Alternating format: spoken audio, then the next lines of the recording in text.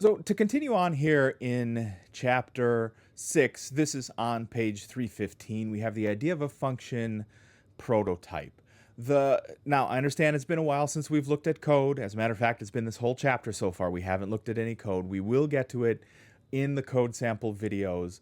But what we're trying to do is give you all of the ruled structures here so that when we get to seeing code in actual runtime environments, we'll see why it is that we have it structured in the way we have things structured. So I understand that I'm asking a lot here. I'm just asking a little bit more.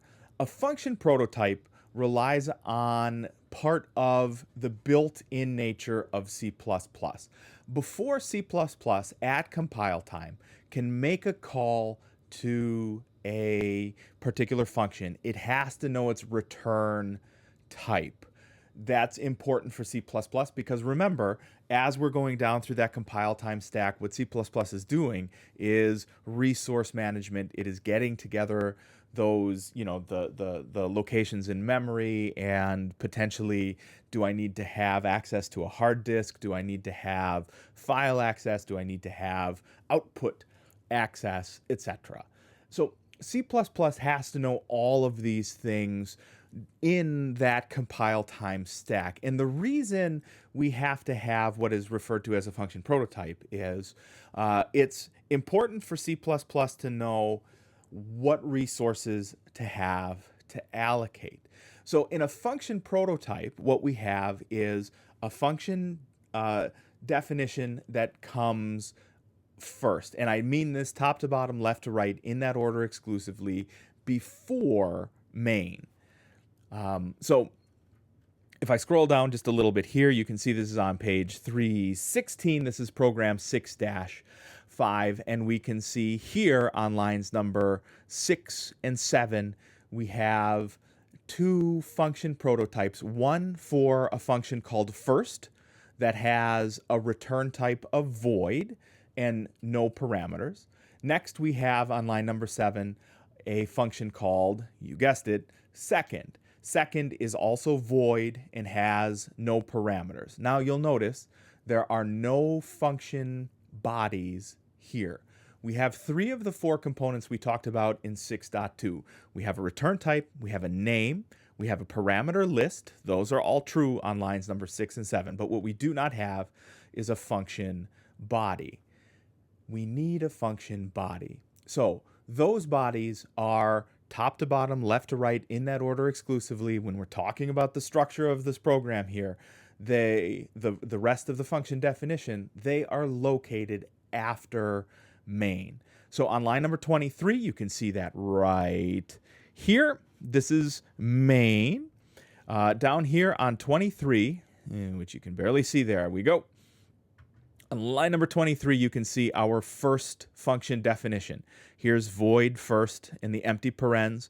Here on lines 24 and 26, you can see our function body. And here is our cout. I am now inside of function first. So let me just describe to you what is happening, because it's a little different, but it's a lot the same versus how we've been doing our concrete sequential programs to date. We will also walk through this again, I promise, when we do the code sample. So what is happening is during runtime, we start with main.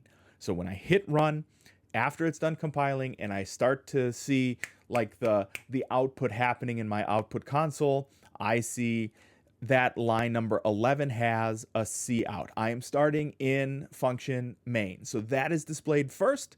So right now, C++ is executing on code line number 11. Next, on line number 12, it makes a call to our function first. What happens is as follows. C++ already knows where all of this code is located. C++ has made enough room for that during the compile time. It also knows that first is a void function and returns nothing. It also knows that the rest of the function definition is located on line number 23. So next we go to line 23. There's no parameters here. There's nothing C++ has to worry about. It goes to line 24. This is the opening of my statement block. So C++ knows that whatever the statement is here is started and ending between lines number 24 and 26. Then it executes line number 25. That's cout. I am now inside of function first. We hit the end after that line, 26. So now what C++ knows is this statement has been executed. So we go back to line number 12. Line number 12, we encounter our semicolon. That means C++ goes to line number 13. Line number 13 is a statement, it's a function rather, call. So C++ knows that, in this case, it is the function called second. It knows that the function second is located on line 33. So now we go to line number 33. 33 doesn't take any parameters. C++ also knows it doesn't have to return anything. So it starts with line 24. That's the opening of my statement block. 34, my mistake, goes to line number 35, and it makes a cout. I am inside of function second. When that line number 35 is done, we encounter line number 36. Number 36 is the end of this statement block, which means it's the end of this function. So C++ returns us to line number 13. Line number 13 then encounters the semicolon, so that means that this instruction is done. It goes to line number 14. We have an output on line number 14 back in function main. When line number 14 is done, it encounters that semicolon, goes to line number 15. Line number 15 means return 0. That means I get C++, I can get out of main and there's no further work to do. That is what happens during runtime. That is what happens during runtime concrete sequentially, and this is what happens in runtime concrete sequentially when we introduce function calls.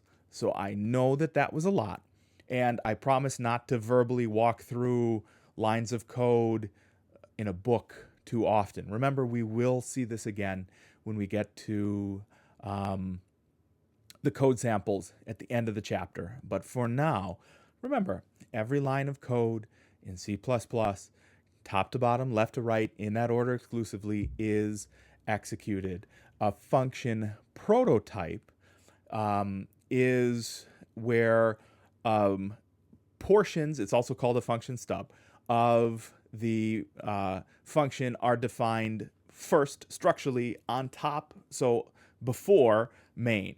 We do not require, when we do a function prototype, we do not require the function's body. We just require its return type, its name, and its parameter list.